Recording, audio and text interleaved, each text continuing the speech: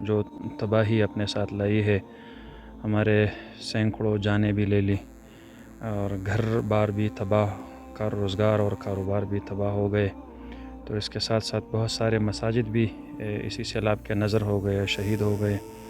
آج ہم جس جگہ پہ کھڑے ہیں وہاں پہ ایک شہید ہونے والی مسجد کا دوبارہ سنگ بنیاد رکھا جا رہا ہے۔ میں پاک ایڈ ویلفیئر آرگنائزیشن کا انتہائی ممنون اور مشکور ہوں کہ انہوں نے اس سے پہلے بھی یہاں پر بچھونے کے جو لاچار گھرانے ہیں جن کے گھر گر گئے تھے، ان میں سے ایک گھر پہ کام بھی شروع کیا ہے، اور اب یہاں پر مسجد کا سنگ بنیاد ہم رکھنے جا رہے ہیں۔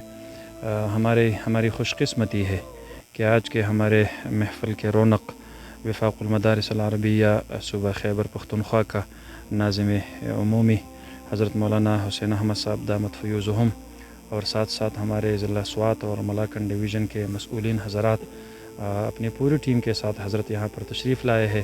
ان کے دست مبارک سے انشاءاللہ العزیز یہاں پر سنگ بنیاد رکھا جائے گا۔ میں پاک ایڈ ویلفیئر آرگنائزیشن کے جتنے بھی ڈونرز حضرات ہیں، میں ان کو مبارکباد دیتا ہوں۔ آپ کے تعاون سے آج اللہ کا گھر بن رہا ہے۔